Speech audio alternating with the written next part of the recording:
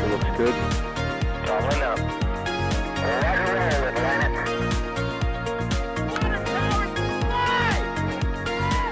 Flight downside of speed off. Yikes. You bet. Okay. We don't need any more of these.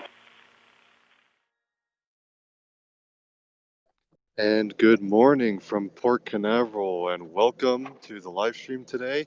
The Port Canaveral tugs have just left Port Canaveral and are on their way out to meet Of Course I Still Love You, carrying a Falcon 9 booster recently returned from space. And this is NASASpaceflight bringing you live coverage of the booster return. My name is Thomas Burkhart, editor and writer for NASASpaceflight. I am joined by Chris Gebhardt, assistant managing editor for NASASpaceflight. Chris, how are you doing? Chris had to unlock his phone in order to unmute the and unmute Discord. Yeah, I'm doing very well today, Thomas. How about yourself? I'm doing good, and we are also joined by NASA spaceflight photographer Julia Bergeron. Julia, how are you? Good morning, Thomas. I am wonderful. It's a beautiful day here in Port Canaveral.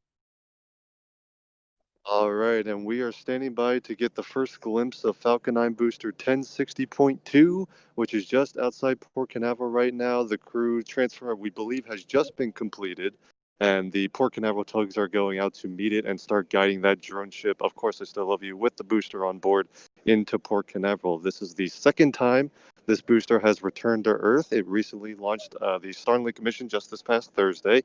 It has also previously launched a GPS satellite mission, so a two-time flown booster, and the SpaceX is bringing it back to Port Canaveral to prepare it for a third flight. If you guys have any questions about what you're seeing or about SpaceX, the mission, or anything else spaceflight related, really, please go ahead and put them into chat. You can tag us with @NASASpaceflight, and we will see those questions better. We'll have Michael Baylor in the studio relaying those to us, and we'd love to answer your questions while we see Falcon 9 return to port. But I'll be honest, this is my first gig here at Port Canaveral. Chris and Julia have both been here before, so I should let them give the rundown of what we're expecting to see today. Julia, what are we expecting to see today? Well, we have already seen the tugs start to head out. The pilot boat also went out with them. Now, I'm not sure if Thomas knows what the pilot boat does, but the pilot boat actually has a captain that will board Finn Falgot, which is the tug that escorted Ocelot to and from the landing zone. Once that captain boards, then they will be able to come down the channel and be able to berth at North Cargo Pier 6. So what I am expecting today, as you will see on our stream, it is a very busy channel right now. It's a holiday weekend, right? So we've got a lot of private boaters going in and out to enjoy their Sunday. I expect they're going to berth the Of Course I Still Love You and the booster 1060. And they're probably just going to leave it alone until Tuesday so that the SpaceX teams can have the enjoy the weekend as well. No, but once they do berth that drone ship and the booster into port, there's a whole process that comes after that to actually get that booster off of the ship, retract its landing legs, among other things, and then get it horizontal so they can transport it back on to either Cape Canaveral Air Force Station or over to the Kennedy Space Center, depending on where they are storing it and getting it ready for its next flight. But the first step of that is getting the drone ship back into port with the booster on board, and that's what we're going to be seeing today. Indeed, and as they go out toward the anchorage, we are, of course, looking into the sun, which is always fun to try to focus a camera. You're looking directly into a giant ball of fire. But yes, we can't see the booster just yet. The booster is still just enough offshore at the anchorage where they've been doing some of the crew transfers and everything that Julia was just talking about. But we should have it momentarily as it starts to come down the channel.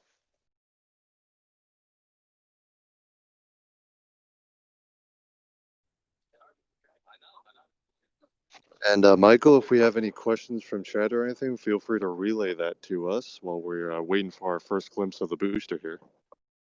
Yeah, if you have a question to chat, just tag @NASASpaceflight. Jala, thank you for the super chat as usual. We appreciate the support.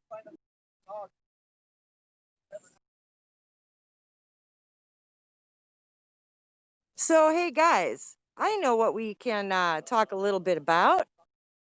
there was the fairing catchers came back, didn't they? Came back less than 24 hours after that catch attempt. And what did we see from the people who were in port?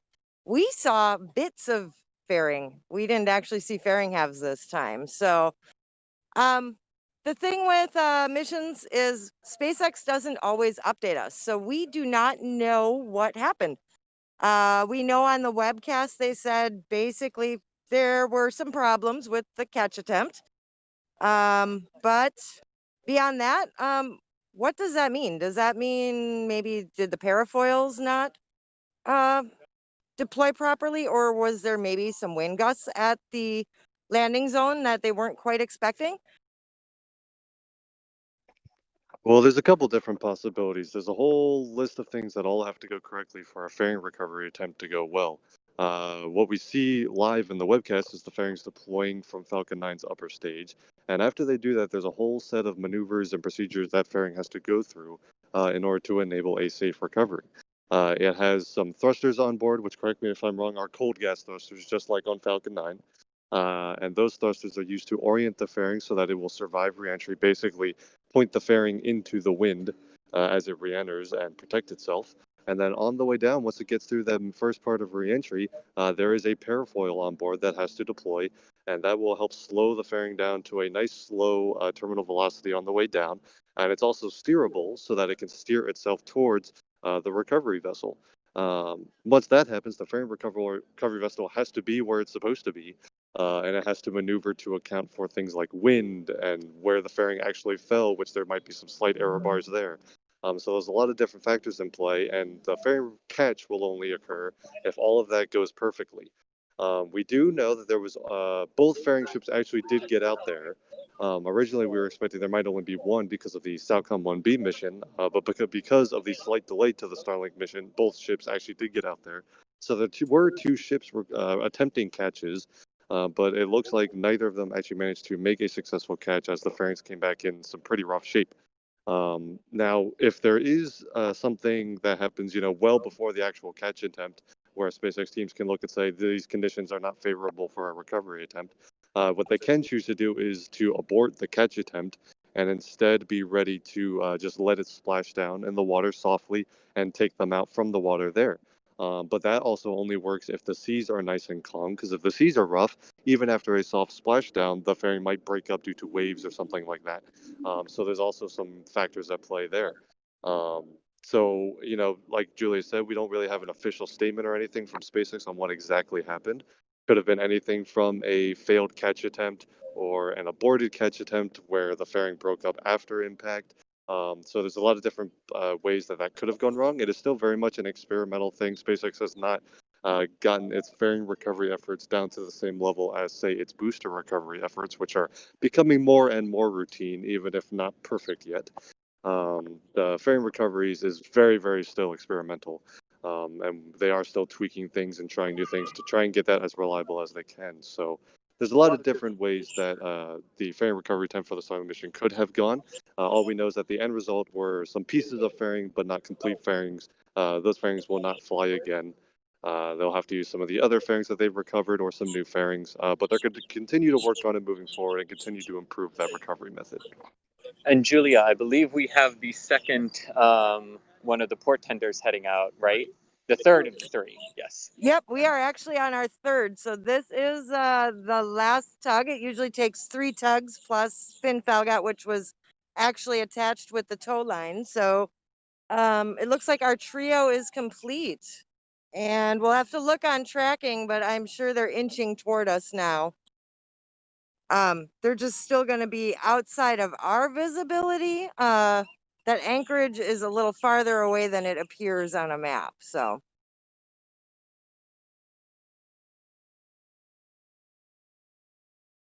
And we will catch a glimpse of that third tug, Christine, if I'm reading that correctly. Is the third tug going out today? I believe the other two I missed. What, Julie? Did you catch the names of the other 2 tugs that went out before this one? This is Christine S, and then there's Elizabeth and Eagle. So those are the 3 Canaveral tugs that are going out to meet the SpaceX fleet, if you will. Of Course I Still Love You, of course, is the drone ship that we're all too familiar with. And then Tug Finn Falgut is the tug that actually brought Of Course I Still Love You out to the recovery zone and will now help bring it back into port. What other SpaceX ships are going to be out there with Of Course I Still Love You right now? You know what, Thomas? I barely heard you over the sound of that tug. So what was your question again? I was asking what other ships are going to be out there with Of Course I Still Love You right now, other than the tug. Right now, the other ship, and we'll see it come in before the tug. We're going to see Go Quest. Now, Go Quest, that one has been with the fleet pretty much since the very beginning on the East Coast, along with Go Searcher. So those were the two original ships. And their job is to bring the crew out to the drone ship. So we call them autonomous drone ships, correct? Essentially, they are a barge with large wings to accommodate a booster landing. They are autonomous only once the tug releases that tow line and its station keeps out at the landing zone. In order to release that tow line, you actually need people. So before a rocket can land or a booster can land on, Of Course I Still Love You, or just read the instructions, what needs to happen is a crew transfer, much like what happens outside of Port Canaveral. So they will get to the landing zone, conduct a crew transfer, and once they are on the deck of the drone ship, they're going to check for FOD because just like during a launch scenario, a landing scenario, it would be bad to have FOD on deck. So they're going to make sure the deck is clear. They're going to make sure that the Octagrabber is ready in the garage. Um, and then they're going to take that tow line and release it from the tug that brought them out there. At that point, the support ships like the Tug and Go Quest will actually go about 3 miles away. So a safe distance for a landing or an abort scenario. And then they will also station keep until that landing attempt after launch. FOD, foreign object debris. So foreign objects and Merlin engines are not a good combination. And we don't, we still want a clear deck. And you also have to assess that your thrusters are operating properly as well, because if those thrusters are not operating properly, then you risk that the drone ship will not be in place for when that booster is coming down. I see Chris nodding over there. So I know a lot of you are pretty much veterans of maybe watching on our live stream. So I'm curious to see, what questions do you have? I'm trying to think of, as I've been working on my journal, what things have we not talked about on the stream that y'all might be curious about? Would you Now have a this is question? Thomas's first. What do you got, Michael? I was gonna say, would you have a question about how expensive the fairings are? Putting me on the spot, and I'm not going to remember the number. It's less than 10 million. It's single-digit millions for a set of fairings. I thought I saw around 6 million for a set of fairings. That sounds correct. Yeah, I think that's that's correct, what it I is. think. Because someone had asked Elon during either a press event or a conference or something, about when the idea of fairing recovery was like a very new thing for SpaceX, and someone asked him, what the like the reasoning behind that is, especially when you look at the next generation Starship vehicle, which doesn't use fairings and will be fully reusable in its own right. Why are you spending money and developing development resources towards recovering the fairings when you're about to make that obsolete with Starship later on? And I believe his answer was something along the lines of, and I think it was 6 million. If you had a pallet of cash, 6 million total falling from the sky, wouldn't you at least try to catch it? So the idea is that they hooked up some big old nets to 2 fairing recovery vessels, and they stuck some thrusters and parachutes on the fairings just to see if they could make it work. And they've had some reasonable success, even if they haven't completed. There's been a couple catch attempts that have been completely successful, and there's been some others where they aborted, but they still fished the fairings out of the water, and that's already been useful for reflying fairing halves. So they've already had some success with fairing recovery. Obviously, they're going to look to improve as much as they can. they'll look to try and catch more often so they don't have to do refurbishment for a fairing that's actually been in salt water, which isn't as good as just catching one dry. So they'll keep working on that, but they've already had some success. And yeah, so we think that the price tag for a new set of fairings is around 6 million. So as long as the cost to refurbish a fairing that has already flown is less than that, SpaceX is able to offer more affordable launch services.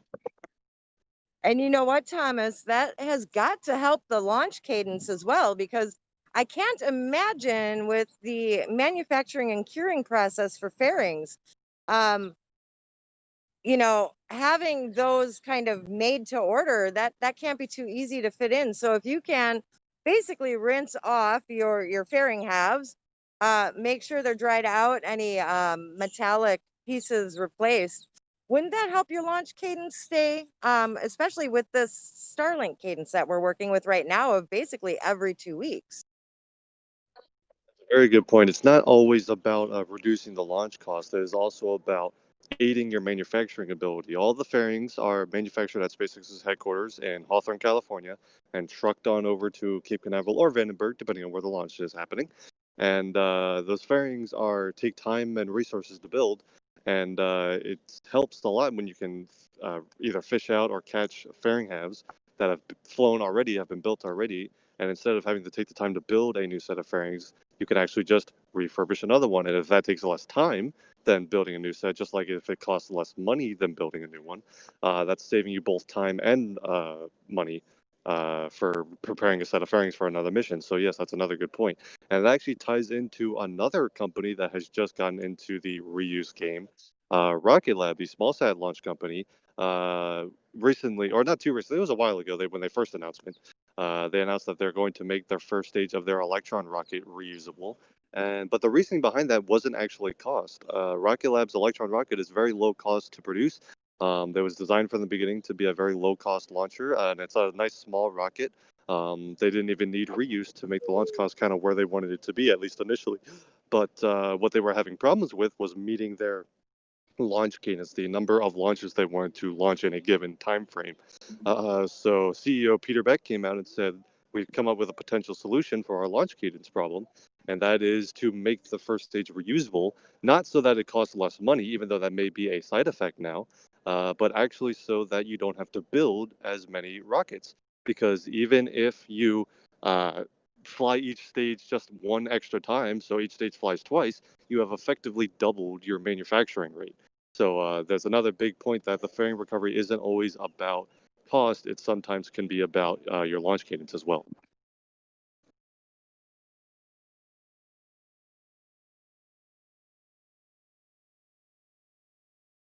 And so you're now getting a look at Go Quest, which is now just entered Port Canaveral. It's on its way in. Again, that will precede the drone ship and the Falcon 9 coming in. But the SpaceX fleet beginning to make their way back into Port Canaveral. And you may hear us go quiet for a little bit every once in a while. Chris G is on the video camera, and me and Julia both have our still cameras. So we might take a break every couple of minutes or so to get some cool photos. This is my first time at Port Canaveral, so I know when the booster gets nice and close, I'm gonna stop talking and start taking photos. But yeah, super excited, and we all want to get some cool photos. You can see those on our social media. If you don't follow us already, Julia Bergeron, the resident NSF fleet chaser, at Julia Bergeron on Twitter. You can also follow me at TGMetsFan98 and Chris G at ChrisG_NSF. So we will all be posting video replays of this morning's arrival as well as photos of Falcon 9, which has just been back from space, over there if you would like to see those. But meanwhile, Michael, if you have any more questions from the studio, please continue to relay those. Didn't Go Quest bring Dragon back, or was it another ship? All right. So regarding that, GoQuest did not bring Dragon back. When we're talking about recovery of Crew Dragon or Cargo Dragon, we are actually talking about Go Searcher and Go Navigator. So those are the ships that are painted white in the fleet, and they have the holodeck on board. So for demo mission 2, it was Go Navigator that actually got to bring home Bob and Doug. and they were stationed off of Pensacola. So they also had Go Searcher. Go Searcher was at, well, we were looking at a little bit of a hurricane situation, tropical storm situation. So they were actually stationed on the West Coast, but they were a little bit more toward the Carolinas. And they went up with the rest of the fleet. That was Port Morehead or Morehead City. So the ships that recover Dragon are actually behind us, and they are docked right now in Port Canaveral. And they primarily only go out for crew and cargo related missions.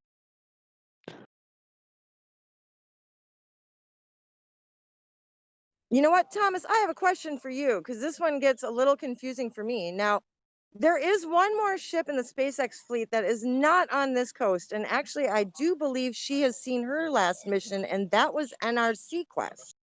So they're not part of the Geist Offshore family.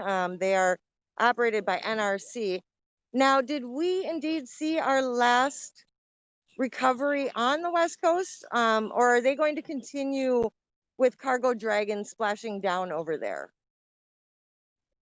I'm going to yield that question to Chris because I'm not 100% on it. But we know all the Crew Dragon recoveries will take place either in the Gulf of Mexico or the Atlantic Ocean. So over here on near Florida, and the two Crew Dragon recovery vessels that are here at Port Canaveral can go to both of those landing areas to recover Crew Dragon.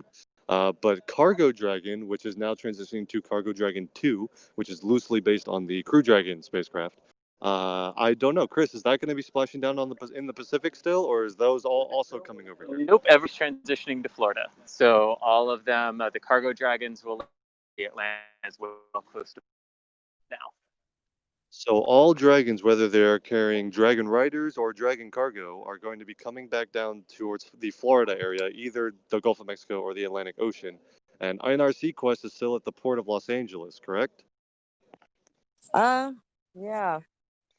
So that would mean that no more dragon recoveries over on the West Coast, which could mean that NRC Quest has actually done its work for SpaceX, at least for the near future. There's always a chance that the ship moves to a new port or something. We've seen that before. But as of right now, no more dragon recoveries over on the West Coast.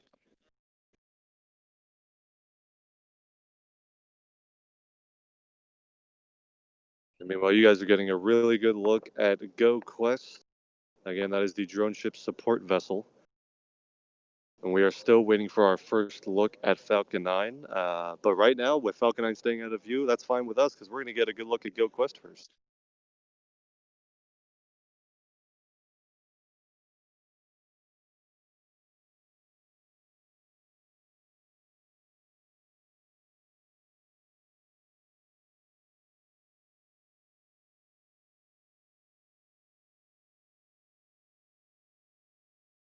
Again, if you have questions about anything we're talking about or anything you're seeing, feel free to put those into chat.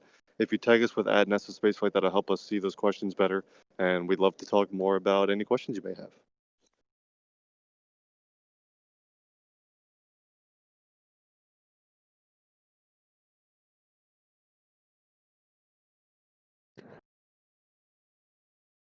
How long does it take for a booster to return to port? Well, the launch happened on Thursday morning, and it is now Sunday morning, so about 3 days, and that's pretty typical. It does depend on where exactly the booster recovery zone is. For Starlink missions, it is to the northeast of Cape Canaveral. We recently saw the Salcom 1B mission, which was a polar launch from Florida. Oh, I hope Jack Byer isn't listening. But a polar launch from Florida, which has a due south launch, and if there's ever a drone ship mission that way, there could be a drone ship coming from down near Miami or so. And then there are some missions that either go to higher orbits or have heavier payloads where the first stage flies farther downrange prior to landing, where those returns could take up to like 4 days or so. It really depends on where the mission is. Falcon Heavy recoveries, the center core, which usually lands on a drone ship, goes way downrange, and that could be like 5 days or so.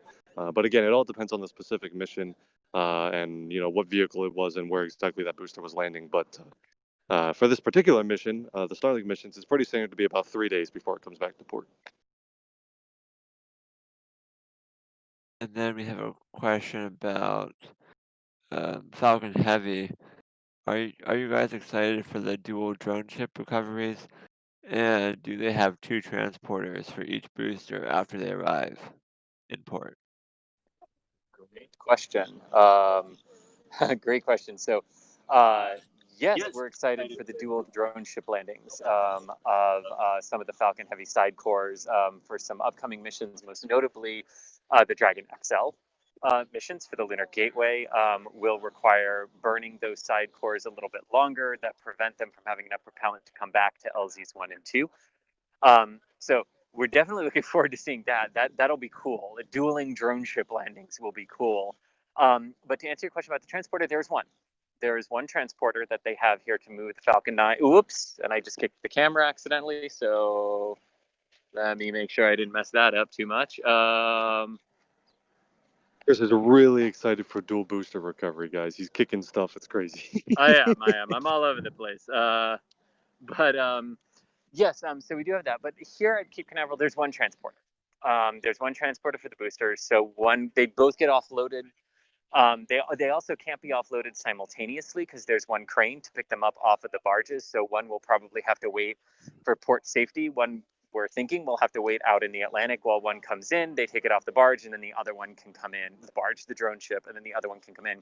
But the reason there's only one transporter for them here is because that transporter is actually something that SpaceX purchased from NASA after the conclusion of the shuttle program, because the same transporters that are used to haul the Falcon 9 boosters around Cape Canaveral is the same transporter that used to take the shuttle orbiters from their from their processing hangars over to the vehicle assembly building for mating to the solid rocket booster and external tank stack. And then do they weld the Falcon legs to the ship after landing? As I understand it, they used to.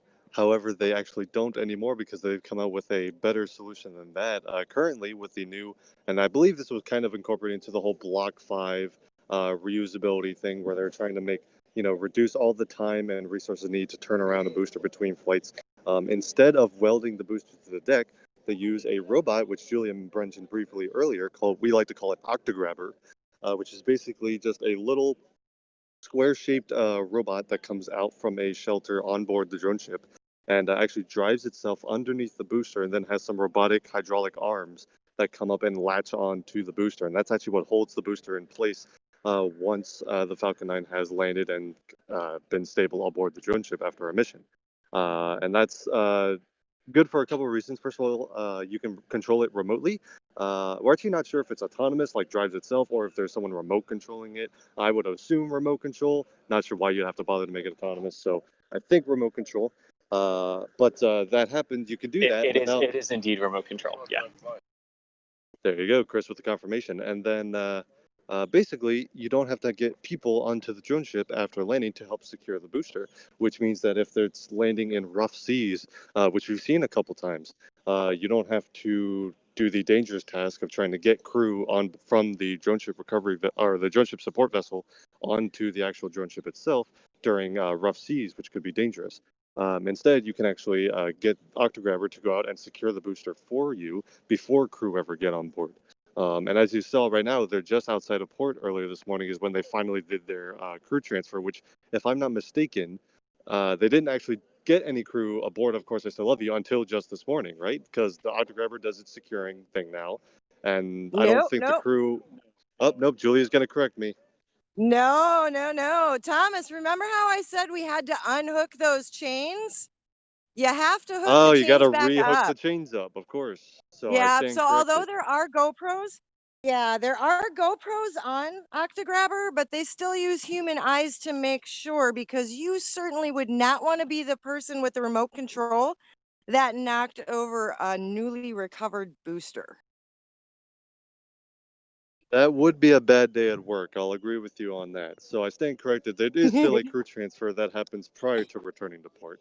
But they have Indeed. eliminated some Right. of that need with Octagrabber. So they do not, back to the main question, no, they do not weld the boosters to the deck anymore. That's what Octagrabber's for.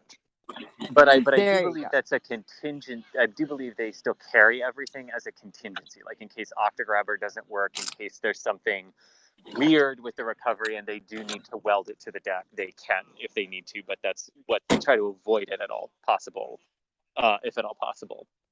Yeah. So just a quick That's update correct. here So from Go ahead, Julia. Yeah. I was gonna say that's correct. Sometimes you have a situation where a booster lands a little bit too hard, for whatever reason, and the Octagrabber actually cannot get under it without risking damaging the engines. So, in those cases, you have the jack stand and chain on hand again. Isn't there something? Am I conflating two things that aren't connected here, Julia? Or am I remembering correctly that the center core for Falcon Heavy, because of the redesigns that have to be done for it to handle the added stresses and the connections and everything between the side cores, isn't Octagrabber not compatible completely with the center core? So there might be, or have they fixed that by now? Um, they have fixed that. It was a matter of actually changing the grip on the grabber itself. So those hold down points that you have at the launch pad, that is where Octagrabber actually latches on, and they had to modify the grips on Octagrabber to accommodate a Falcon Heavy booster. So when they send out the drone ship for those missions, you'll actually see them prepare ahead of time and get Octagrabber ready to hold on to those boosters in particular. One of those many little idiosyncrasies that are different about the Falcon Heavy center core, um, that makes it special, right? And that makes them not easily reconfigurable for other kinds of missions. They're basically center cores, whereas the side cores can be. Whereas we know that the side cores can be changed back and forth between Falcon Heavy side cores and regular Falcon 9s if you just stick an interstage on top of them instead of the nose cone. But Exactly. So yeah. And while we wait here, before we take another question, I just wanted to say thank you to everyone who is joining us today to watch this booster come back into port. This is the booster that launched the Starlink mission on Thursday morning from Pad 39A at the Kennedy Space Center and landed successfully on, of course, I Still Love You, and is now about to come back into the channel here for the rest of its recovery before it begins its refurbishment process. Joining here today for a NASA spaceflight, I am Chris Gebhardt, the assistant managing editor. I am joined by Thomas Berghardt, who is having a camera malfunction right now. And also Julia Bergeron, our resident port expert, is here with us as well today. So wherever you're watching from around the world, as this comes on in, go ahead and send us your questions, and we will do our best to answer as many as we can. Do we have an estimated time of arrival for this booster? well, I believe the so estimate this might just be any minute now. Yeah, pretty yeah. much. Yeah. I mean, it can round that corner any minute now. The thing is, the speed it goes out and back to the landing zone is about 6.5, 7 knots. When it's coming into port, it's a little bit different. We want to make sure, especially I'm betting today with all of the holiday weekend boat traffic, they want to make sure that they get in safely and they don't have any risks coming into the port. So you're looking at a much slower travel than, let's say, the ferrying catchers. When the ferrying catchers come into port, if you are not here once they hit the anchorage, you're going to miss them because they can go 17 knots and then they cut it off at the break point and they're basically already into port. So.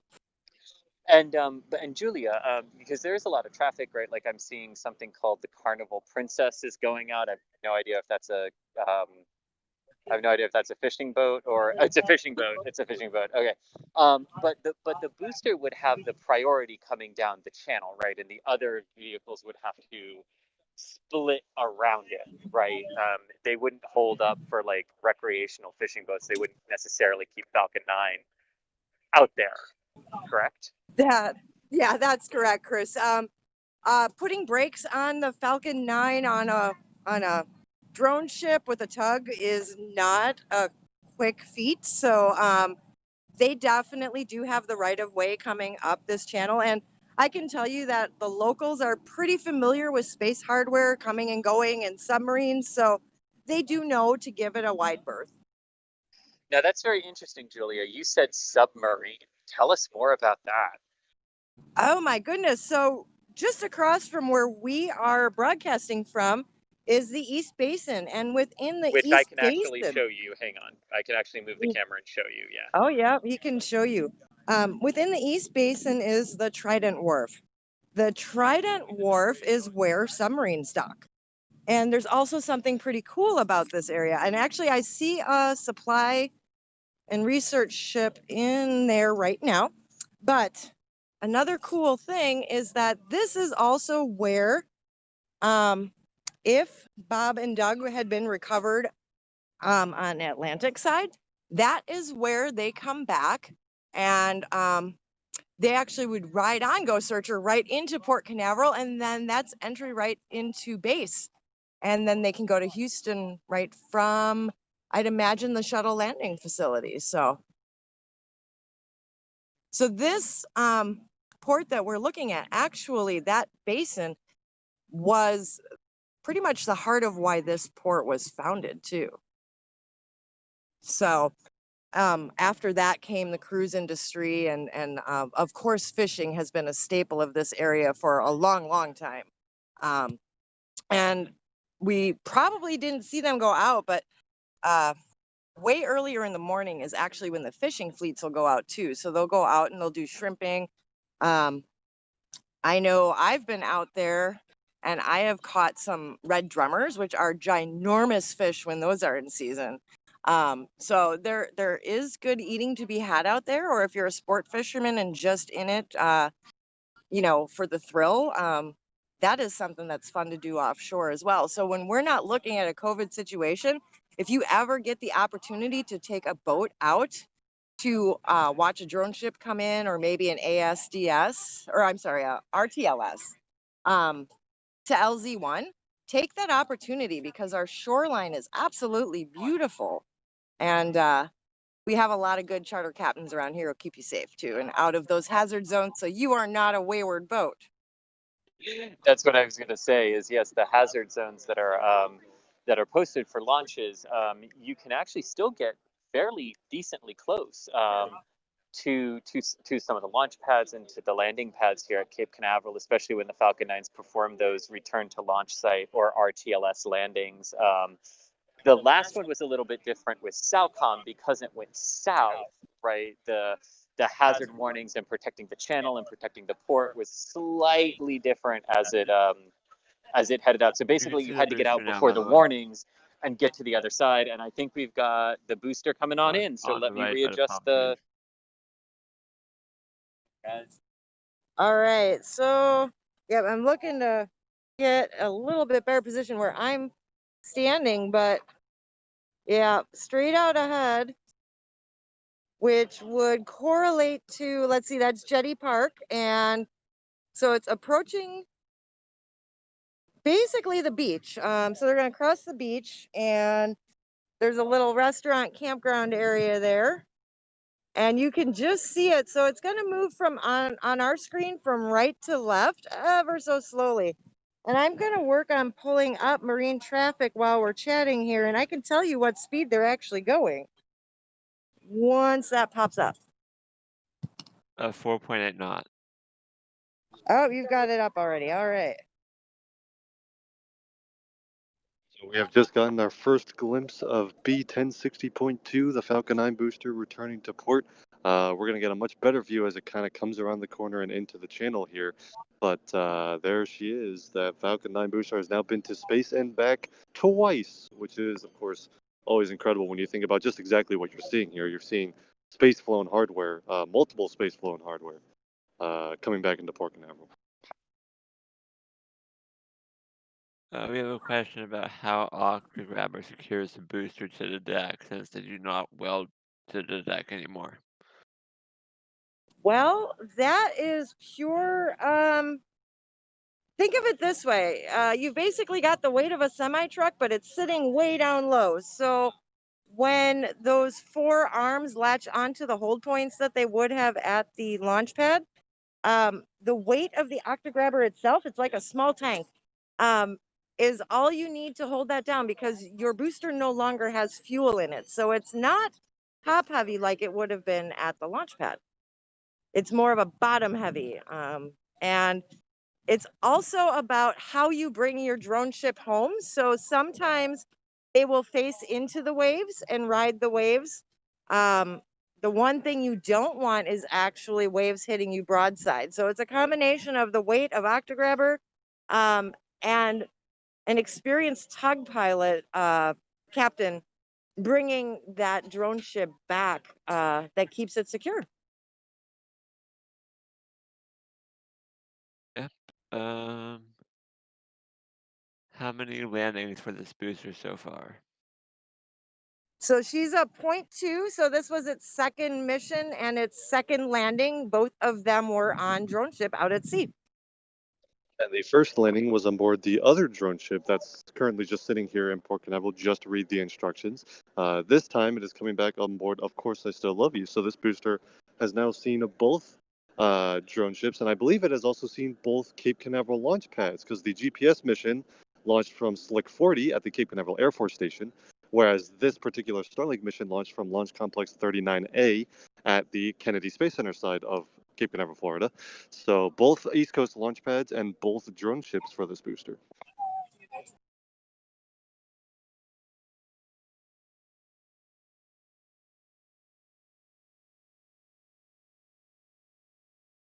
And are the people working on the booster recovery employed by SpaceX or contractors? So the ships themselves actually are they're rentals. Much like we rent a lot of the equipment at the Starship site and out at the launch pads. These are operated by Geis Offshore and they are leased to SpaceX. Along with that come the crew. So your experienced crew, many of them used to actually work the offshore oil rig industry and bring supply to and from those stations. Why doesn't SpaceX actually own these ships? Well, it is not cheap to operate a fleet. You're talking fuel, you're talking logistics. It's just best to put that in the hands of somebody who this is their living. So SpaceX does launches and Geis Offshore, well, their specialty is offshore supply. And in this case, well, it's also recovery. So when they go out, they've got their experienced crew that operate the ship, and that is their main focus. And then they also bring along SpaceX recovery technicians. And sometimes you will see jobs posted for SpaceX for Cape Canaveral. And those are the folks that you see on deck Of Course I Still Love You as they come in. And their job is to make sure the booster is secure. Along with that team are divers. Because sometimes you have a situation where you just might need to put a diver in the water to secure a booster that aborted. But the ships themselves and their crew, those are operated by Geis Offshore and not SpaceX. If they were to go off contract, what you see going on, like for instance on Searcher and Navigator, would all be stripped off that deck and they would be returned in the condition they were originally leased from.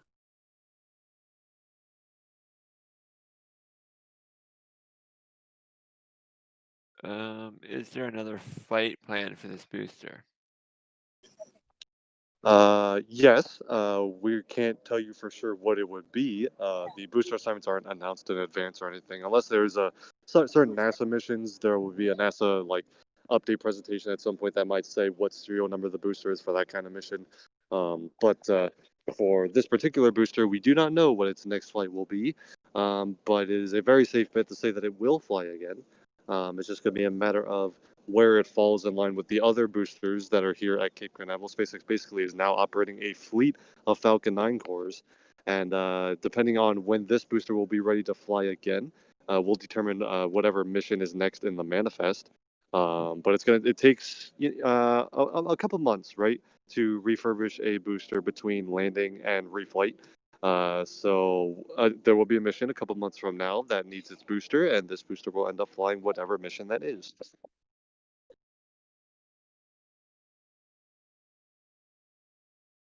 When is the next fully expendable Falcon 9 launch?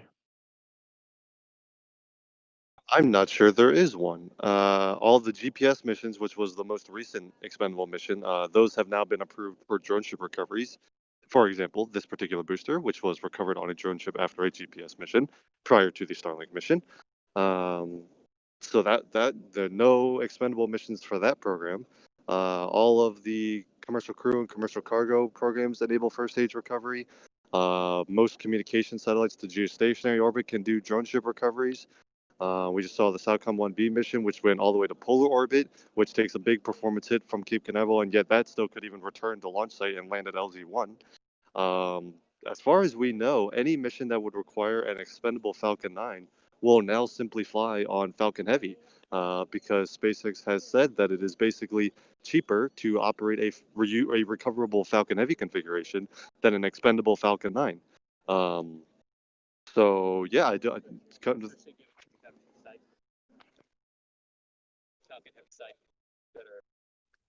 There are two Falcon Heavy sidecores that are available. They've been sitting around for a while. They are the ones that flew the Arabsat 6A, and SDP-2 missions.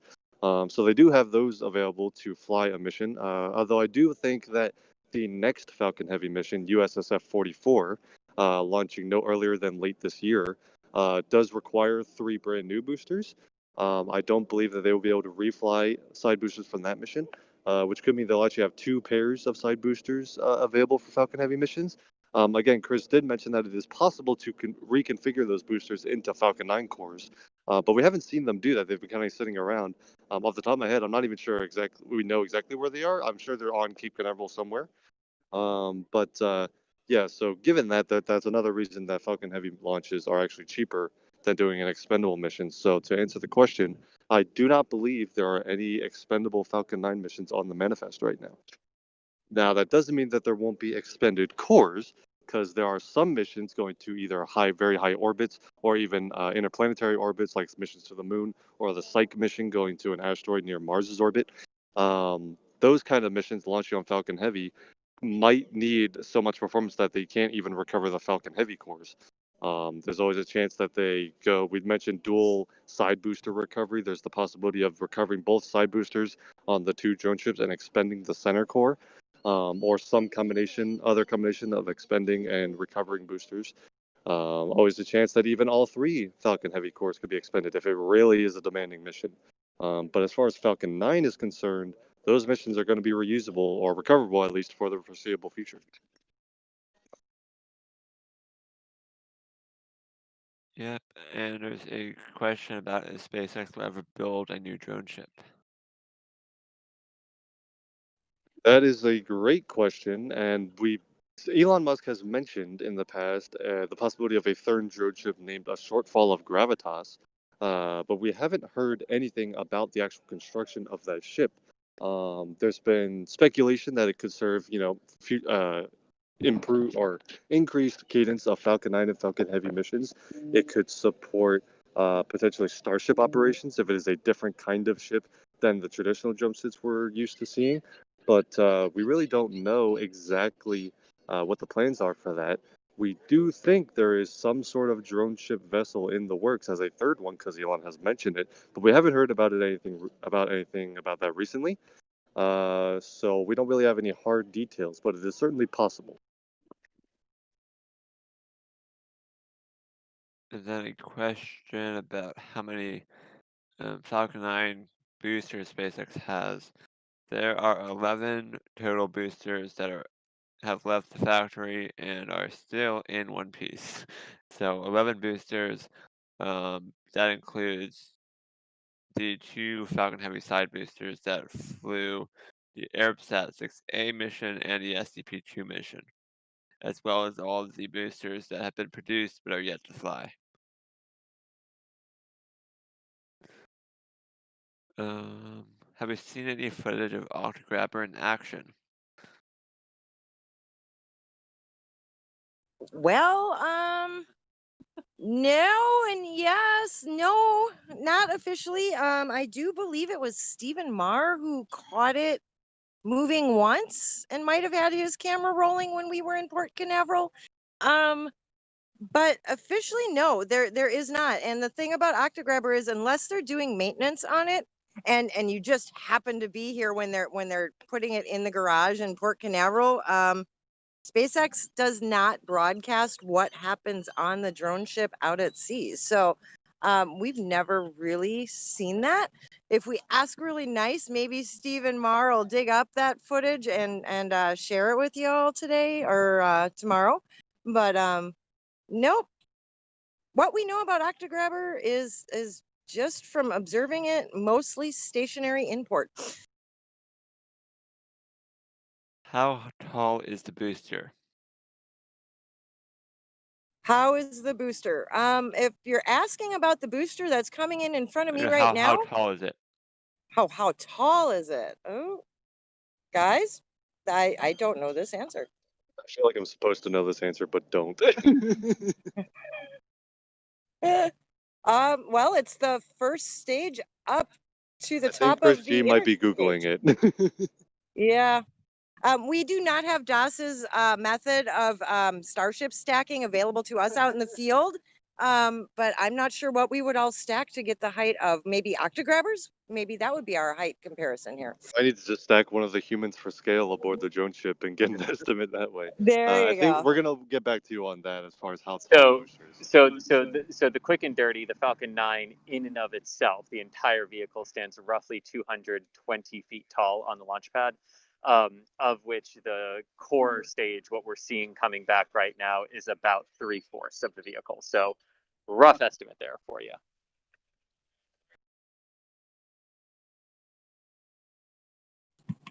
Any news about Raptor on a Falcon 9? That would be overkill. Sounds like a really cool idea, but I don't think there are any plans for that as far as Falcon 9 or Falcon Heavy goes. They're going to be sticking with the good old Merlin 1D engines, the kerosene and liquid oxygen fueled engines, versus trying to transition to methyl ox with Raptor. Raptor's going to stay dedicated to the Starship and Super Heavy vehicles.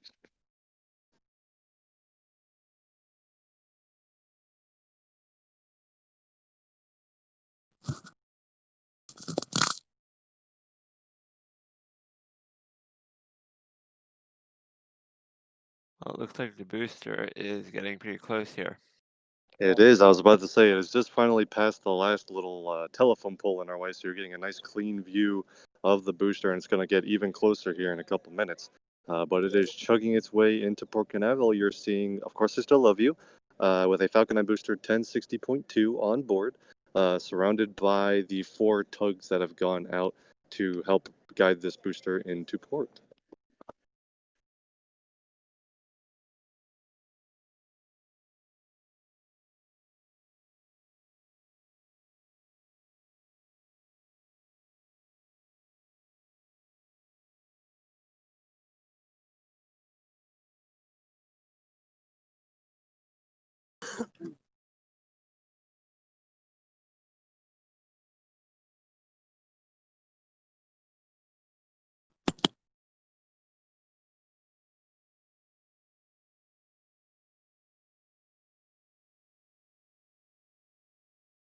I will recommend that if you're ever in the area of Port Canaveral or Florida Space Coast and you want to get a nice close look at some space hardware, seeing a Falcon 9 or Falcon Heavy core coming back on a drone ship is probably one of the best ways to do it. It's about as close as you can get to some space phone hardware outside of the Kennedy Space Center Museum complex, because there is a shuttle over there that you get pretty close to. But yeah, those are 2 opportunities to see space hardware up close and personal.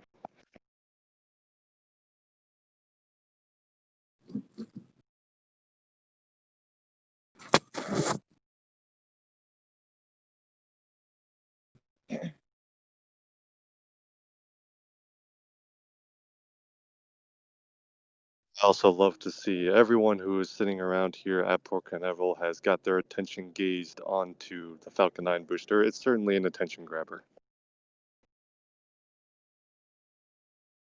So as they're coming toward us, you can see toward the rear you can actually see the garage up. So that's where Octagrabber had been before it was deployed to hold on to 1060.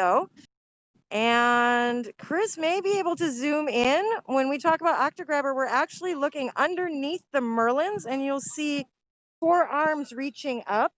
Octagrabber itself is white. You'll see 4 arms reaching up and holding on to those hold down points. That's a pretty good view right there.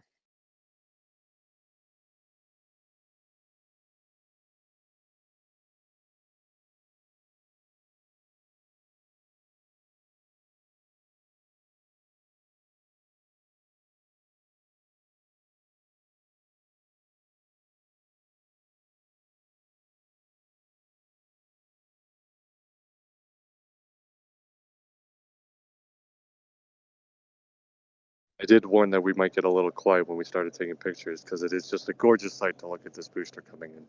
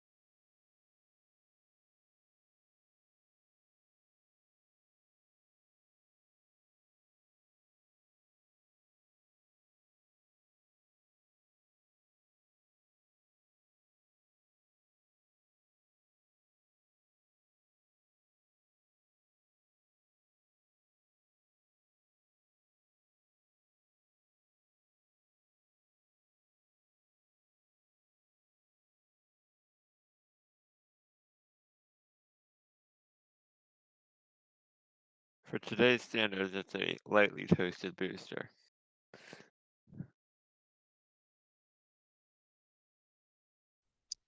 Yes, indeed, a lightly toasted booster it is, and as you can see, it's going behind a little security fence here at one of the port security cam masts from our vantage point. But there she goes. There goes booster 1060 coming back in from the Starlink mission here, passing our location at Jetty Park. There's lots and lots of people here, lots of families too here watching Falcon 9 come back after launching that Starlink mission. Absolutely, pretty nice to see. Nice to see families here watching this, especially young kids.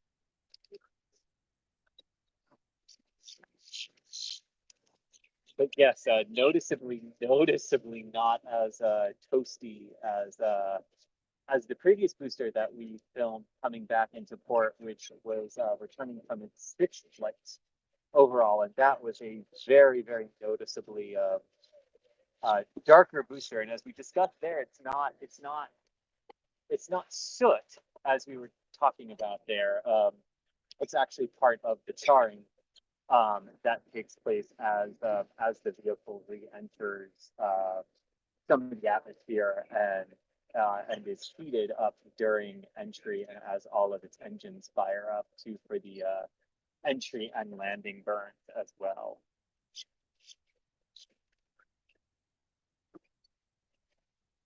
Behind a concrete pole there, but continuing to head on up the channel.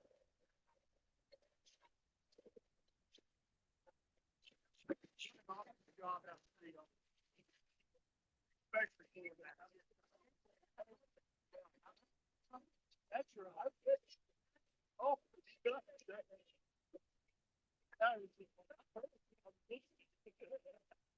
Hey, Michael, as we watch, any other questions that we can answer as the Falcon 9 heads up the channel here? Do they use all the fuel when landing? So for Starlink missions like this, they come very, very close to using all of the propellant that is in Falcon 9.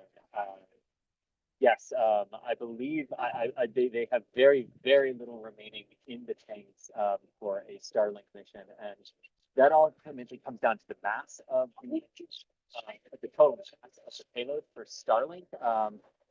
Close to 16,000 kilograms is what 60 Starlink satellites weigh.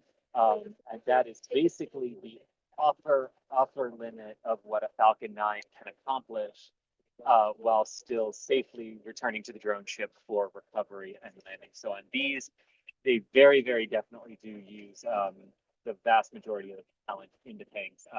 That's not always true for all missions. Some missions do have a bit of propellant left in the tank, especially those that that perform return to launch site landings here at Cape Canaveral. So they do have to be inerted and safe. And usually the way they do that, you do that on a rocket, you just open up the vent valves on the liquid oxygen, and on the Falcon 9 case, the liquid kerosene tanks, and you let all of that propellant naturally boil off before crews can go in and get close to the vehicle.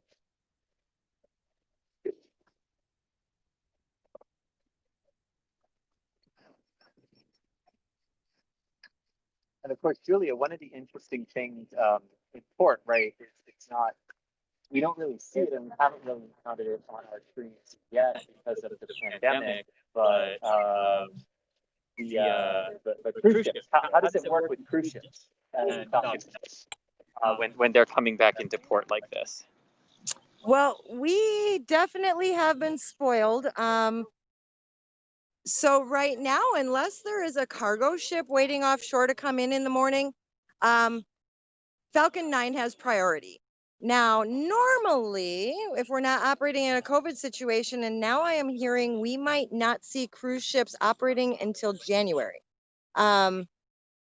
So what would happen is there's usually a line waiting to get into Port Canaveral on cruise ship days. You have Carnival, Disney, Norwegian, and occasionally there's a couple other ones that'll come here just for a day trip. So they're just waiting at that anchorage, lined up for their turn with the tug escorts and the pilot boats. And Falcon 9 has to wait until they come in, and that is for the safety of everybody. Those cruise ships are operating on tight schedules. They have to offload and then get the ship ready for a whole nother group of people to enjoy their vacation. So you're talking time at the docks for them, and safety as well, because just like we saw these small personal ships giving wide berth to, of course, I Still Love You. This is not that big of a channel, so you can only have so many things operating at the same time that are large. Once all of the cruise ships are docked, then the drone ship will have its turn to come dock at Cargo Pier 6.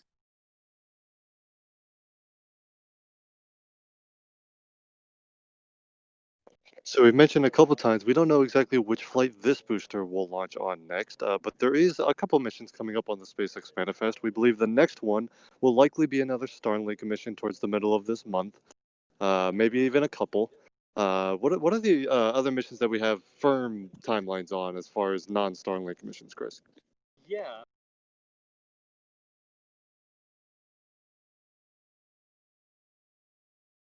Give Chris a second to unmute himself. I figured I have to unmute myself sometimes when we're in close proximity like this. Yes, so we know per accreditation that we have already had to fill out. There are at least 2 more Starlinks planned for this month.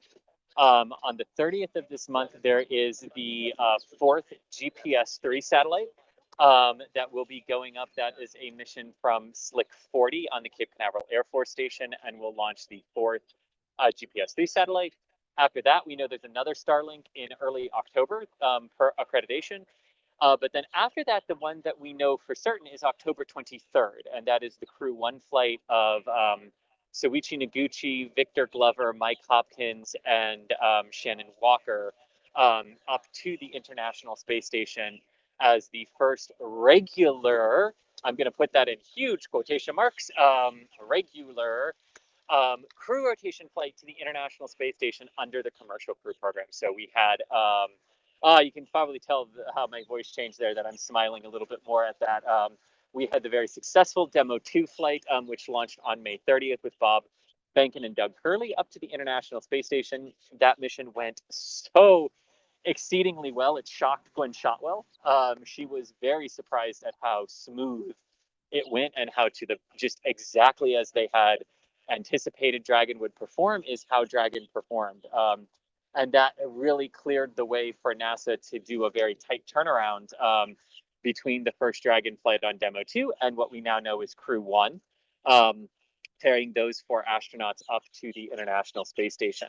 Other than that, the other one that we know they have a date for is Sentinel-6 out of Vandenberg Air Force Base in November. Yep. What?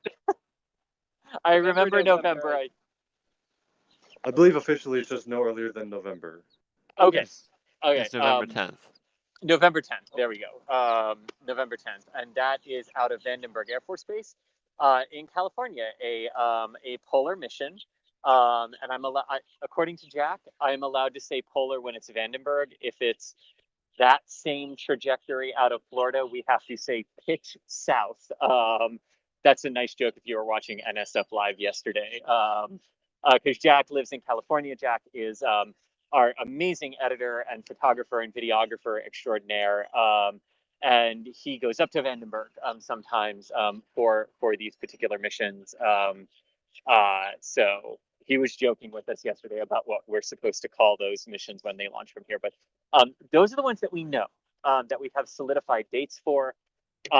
We also know, though, that in spring 2021, probably March, April-ish, given how things are going right now with Crew 1's launch date, will be the Crew 2 mission that will launch, and that will have Shane Kimbrough, Megan MacArthur, Thomas Pasquet, and Koichi Wakata on board. Tomas and Koichi from the European Space Agency and the Japan Aerospace Exploration Agency joining those 2 NASA astronauts on board for Crew 2. And that's the SpaceX manifest that we know concretely that they have dates, or pretty good target dates or months at this point. So you can certainly stay tuned because there are several missions that won't have target launch dates until maybe even a couple days in advance. So stay tuned for future missions. We know we have some Starlink missions coming up and some other commercial missions that don't have firm launch dates, but are certainly coming up quicker than some of the ones Chris just mentioned. But SpaceX is not slowing down over here. The Space Coast is staying plenty busy. There's also a Delta IV Heavy mission that will launch at some point. Had its abort after engine ignition the other week, and we're waiting for ULA to finish their inspections and turn around and get ready for another launch attempt for that. There's also an Atlas V mission and Roll 101. That'll be the next Atlas V mission coming up. So yeah, Space Coast is staying plenty busy. And actually, that's a good one to talk about, the NROL 101 mission on the Atlas V from United Launch Alliance, because that is right now end of this month. Although with NRL 44 delaying quite a bit on the Delta, we might, we'll see. I would not be surprised if that mission slipped into October for ULA at this point. But it is noticeable. Well, it's noticeable. This is a rocket. Let's try that again with the correct word. It's notable for a very different reason. And that is because it is the first Atlas V that will use solid rocket motors built by Northrop Grumman and not Aerojet Rocketdyne. So all the Atlas V missions to date have used the AJ60A solid rocket boosters, solid rocket motors, produced by Aerojet Rocketdyne. And for a variety of reasons, United Launch Alliance is consolidating the contractor base for various parts of the Atlas V, and really, Aerojet Rocketdyne still has a role on Atlas. They still provide the RL-10 engines for the upper stages of Centaur. Very, very important now, primarily considering that Centaur does the lion's share of the work of hauling the Starliner spacecraft into its initial suborbital trajectory, and everything like that. But Aerojet Rocketdyne still very much involved in Atlas, still very much involved in Vulcan. Almost said Vega. We have 2 rockets that begin with V's now. Oh dear, this is going to get complicated for Chris's brain. But Aerojet Rocketdyne still very much involved with Vulcan, in fact, developing a new variant of the RL-10 engine for that. But they are switching to the solid rocket technology from Northrop Grumman. And really in the U.S., Northrop Grumman is the solid rocket provider. They are hands down the industry leader when it comes to solid propellant technology, whereas Aerojet Rocketdyne is the industry leader in incredibly highly efficient upper stage engines. Really cannot do it justice how efficient those engines are, and just what they can do. Aside from, look at some of the interplanetary missions ULA has launched this year with Solar Orbiter and Perseverance to Mars, and nailing those insertion trajectories. I mean, bullseye accuracy from the RL-10 engines there on the second stage of the Atlas. But yes, good to mention Atlas there, just for that particular reason. So what's the plan of the stream here? Obviously the booster is out of view. Do you want to start wrapping things up? I was about to ask the same thing. Yep. Yes, I think that'll do it this morning for us from Port. Did we run through all of the questions that we had, or were there any left? Yep, we got them all. Okay, we got them all. Then yes, I say this is a successful stream. The booster is back in Port Canaveral again. Like Julia said, it is a holiday weekend here in the United States, so we don't really expect them to do a lot. But it's also a holiday weekend, so I know Julia, Thomas, and I have family and friends to get back to today as well. But we definitely wanted to bring you the Falcon 9 coming back into Port Canaveral, and yeah, we will. Our next live stream will either be something from Texas, dealing with Starship, or the next Starlink mission, which should be coming up here within the next few days. So stay tuned for a date for that. There's a decent possibility that the next Starlink could go before the Delta IV.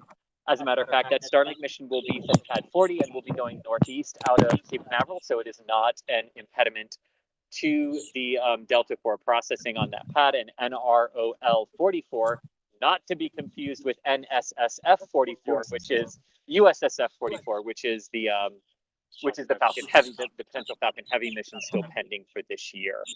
But yes, that is where we stand right now on the manifest. So from me personally, and I'll let you guys say your sign-offs as well, but from me personally, I'm Chris Gebhardt, Assistant Managing Editor of NASA Spaceflight. Thank you so much, all of you, for joining us for Booster Return this morning. Thank you for simply watching this stream. Just watching is a way to support us with the ad revenue that we gain.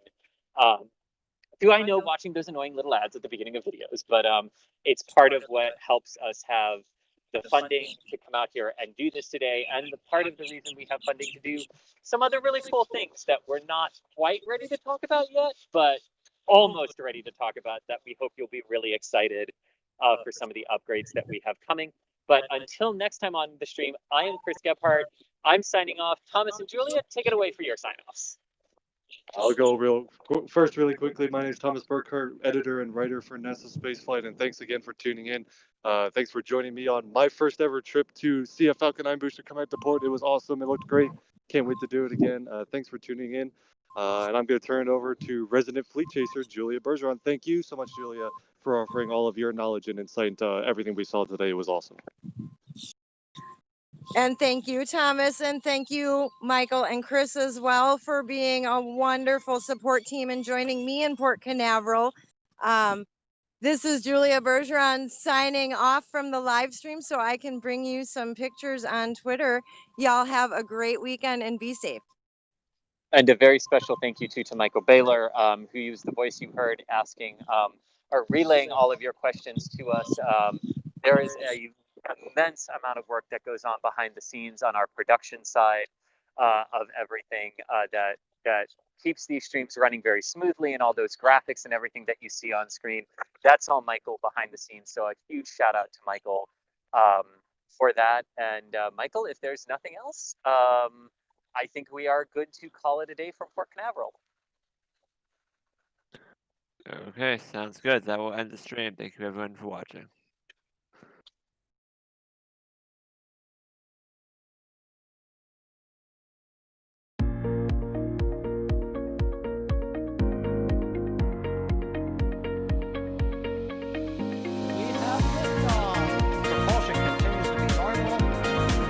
Chamber pressure looks good. Following up. Roger, roll with planet.